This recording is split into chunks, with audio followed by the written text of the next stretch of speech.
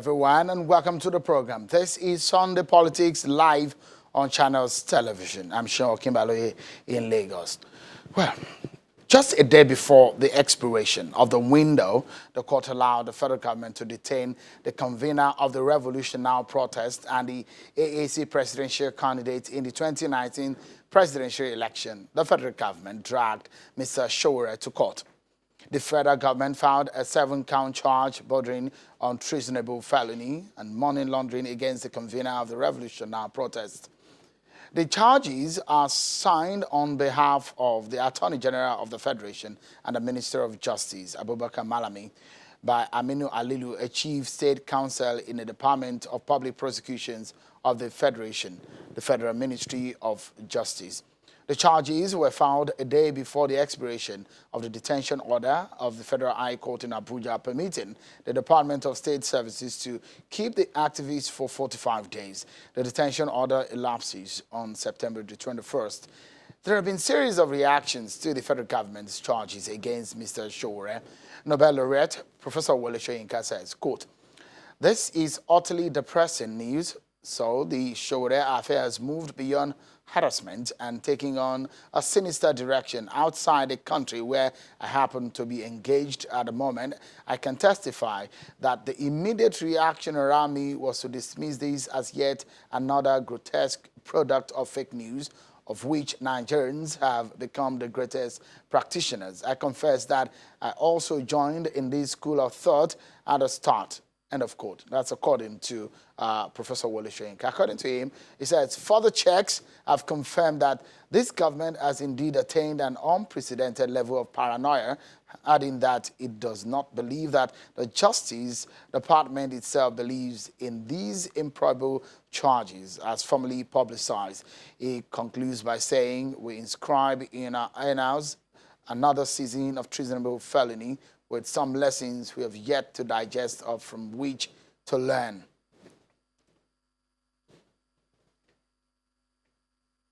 Let's get some perspectives on this one. Tonight we get different perspectives on what the federal government's intention on the charges leveled against Mr. Sowore. I've joining me from our Abuja studio, a lawyer, Mr. Lemu. Thank you so much, Mr. Lemu, for coming on. How would you respond to some of the criticism against the charges by the federal government leveled against Mr. Sowore? For example, this one coming from Professor Soyinka. Good evening, Seun. It's a pleasure to be with you this evening on your program. Well, the charges filed by the federal government of Nigeria, I think, is a welcome development. Mr. Sowore has been in detention for a while now, and they have been pleased to bring him before the court. Now that the federal government has arraigned him before the court, I believe it's the proper thing to do in the circumstance. All of the persons who have been calling for the release of Mr. Sowore is based on the grounds that he is innocent of the charges leveled against him. But there is only one avenue provided by the Nigerian Constitution where the innocence or otherwise of Mr. Sowore can be determined, and that is before the court of law. So the step taken by the Attorney General of the Federation of bringing Mr. Sowore before the court is a right step in the right direction. And I believe all lovers of democracy and the rule of law will be happy at the fact that Mr. Sowore shall have his day in court to prove his innocence before the country and before the world at large. Mr. Lemu, for the purpose by which the federal government or the security authorities said they arrested Mr. Sowore in the first place concerning the Revolution Now protest, because if you look at the charges against him, it's not only about that, it's also bordering on issues of financial issues. So how would you then relate both in terms of perception of why the purpose and the essence of arresting him? Let me start with the case of the treasonable felony. Nigeria is a society governed by the rule of law, and we have the Constitution, which is our ground norm. Luckily for us, Mr. Sowore just participated in the just concluded 2019 general elections. By the 1999 Constitution of Nigeria, any person or group of persons shall not attempt to take over the government of Nigeria except as provided by the Constitution. The only way provided by the Constitution is the contest that was just concluded in the 2019 general elections. Having failed in that context, the perception, which is the first one, is that having failed by gaining power by constitutional means, the attempt to organize a revolution is going against the letter, spirit, and content of the 1999 Constitution by staging a revolution. Revolutions abound in history. It is not new. But the success of a revolution brings about a change of government other than as provided by the Constitution, and on the other hand, its failure leads to paying the highest or ultimate price, which is in most cases a death sentence or a life imprisonment. So with respect to the first case, the perception is that having failed to secure the leadership of this country by constitutional means, he attempted to secure it by ways other than as provided by the Constitution. Then with respect to the other charges, the law enforcement agencies, the Attorney General of the Federation, as the chief law officer of the Federation, is empowered by the Constitution where a crime is established, where investigation reveals, in addition to the principal offense for which a person is arrested, the law empowers the Attorney General of the Federation to file additional charges. In this circumstance, the investigation of Mr. Sowore during his period of detention, if it leads to the establishment of other offenses, cyber stalking, money laundering, and other offenses, I think it is within the rights and powers of the Attorney General of the Federation to institute those charges before the court. And talking of perception, I think they are within his rights. Mr. Lemu, for those who are perhaps a sensational part of that charge was the portion where the charge reads that he insulted the president, alleged insulting of the president. In that, it really raised a lot of curiosity from a lot of Nigerians that does it then amount to offense to insult someone? Is it an offense in law to offend anyone? What do you make of that? Thank you, Sheung. It is laughable. The charges have not been made public as yet, but I don't think there's any law in Nigeria that authorizes the Attorney General to file a charge against insulting the president. But we have laws on seditions in Nigeria. The law of sedition prevents individuals from inciting the public against the president. Nigeria is a sovereign state. The president represents the sovereignty of Nigeria. Any person who attempts to incite the public against the sovereign commits an offense against the country. So when you say he's been charged for insulting the president, I think it's just the media trying to sensationalize that story. But I don't think Mr. Sowore is facing a charge for insulting Mr. President. We have the right to freedom of expression within defined limits. On the social media, Twitter, Facebook, people insult, wrongly, although I do not say it's right, but people insult public office holders, governors, ministers, senators, including the president. How many of them do you see being arraigned? I think the issue of Mr. Sowore facing the charge of insulting the president is just a sensational story made up by the media. Do you, as a lawyer, do you think that adding the issues of money laundering to the charge in the first place is right? Startup came out to say that the charges against Sowore is a mockery of justice, and they're asking the Attorney General of the Federation to end the case. Well, I do not share, as a lawyer, I do not share that view. The law empowers the Attorney General to arraign whoever it is that is being accused of committing any offense. He could charge them many counts in the same charge. That is, you can have more than one charge.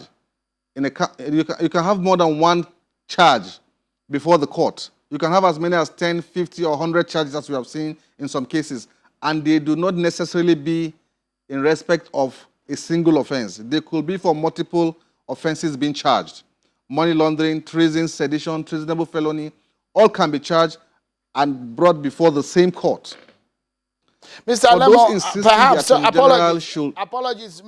Let me quickly ask you, how do you think, as a lawyer, these portray the government or the federal government when they took him or arrested him for alleged treasonable felony due to some of the statements that he made, linking the fact that his action may be linked to alleged treasonable felony, and you're adding other issues like money laundering to it. Do you think, for example, it amounts to some kind of persecution or some kind of what Serap called it, mockery of justice? Well, like I've said earlier, the principal charge is about treason and treasonable felony, organizing a revolution, trying to secure a change of government by constitutional means. The government has the power to arraign anybody it has evidence has committed such an offense. At the same time, the Office of the Attorney General reserves the right to charge you. The propriety of it is something else entirely, and it's a matter of opinion. He can arraign him for that as well as any other charge he feels evidence can be led against him before the competent court of law. There are charges that can only be filed before the Federal High Court. There are other charges that can only be filed before the State High Court. If, for example, Mr. Sowore is taken before the FCT High Court, for example, he cannot be charged with federal offenses. So, but if his arraignment is before a federal offense, a federal court, which has the jurisdiction to try the federal offenses and all those offenses named in the indictment, I think by all means, I think it is proper. Mr. Lemu, how do you think this is panning out? Because this kind of case has become a very popular one because of the interest of public in this one. Do you think that it gives a connotation of suppression of dissenting voice within our democracy? Not necessarily. You see, the courts are the last bastion of the common man. It is the last hope of the common man. The government has the power to charge or arraign anybody before the court. But the court is the only authority given the powers by the Constitution to pronounce the guilt or otherwise of anybody that has been brought before that court. And for me, it is something to rejoice about. We complain about how things are bad, but the only thing that is left for the common man is to have his day in court. And gladly for Mr. Sowore, his day before the court has come. Let me tell you the outcome of this. If the court finds Mr. Sowore not guilty, Mr. Sowore reserves the right to proceed against the federal government of Nigeria for malicious prosecution. And if he succeeds in that, I assure you he's going to have millions of naira in his bank account. So there's really nothing to worry about from my perspective. But in terms of freedom of expression and freedom of association, which are under basically some of the fundamental rights of human beings as captured in our ground norm in our constitution and also in the rights of any citizens across the world, do you think that the action against Sowore and some of his colleagues who are planning or will plan the revolutionary protest will scare people from staging protests against what they perceive as bad governance in the land? Not necessarily. You see, the right to freedom of association and freedom of expression granted by the Constitution are not absolute. They are to be exercised within defined limits. For example, no matter the freedom of expression you have, the Constitution strictly forbids you from attempting to take over the government of this country other than as provided by the Constitution. And the only way is through the ballot box. So you can't use your freedom of expression to motivate people to attempt to take over the government of Nigeria other than as provided by the Constitution. When you do that, then the right of expression guaranteed to you by Constitution stops there. And then the right of the state to ensure that the Constitution of Nigeria and its continued existence as one single and indissoluble entity will, of course, prevail over the individual right to freedom of expression. Before I allow, Mr. Lemu, before I allow you go, please, apology. Before I allow you go, do you think that these perhaps will be a deterrent somewhat to dissenting voice within the political landscape of Nigeria? No, not necessarily, sir. There are two basic rights under a constitutional government. The right to vote, to elect the leaders of your choice, and the right to protest when the leaders of your choice do not fulfill their mandate. That freedom to protest cannot be taken under any guise. The Constitution has affirmed that. The Supreme Court has upheld that. And then that right is available freely. In fact, only recently the court held that you do not need a police permit to embark on any protest. All you need to do is to notify the police. And then you can have your protest freely as guaranteed by the Constitution. And we see that every day. Okay. So I think the question of suppressing dissent, the question of the issue of suppressing dissent in this country, with all due respect, I think is misplaced. Mr. Aliyu Lemu, legal practitioner, thank you so much for talking to us on the program.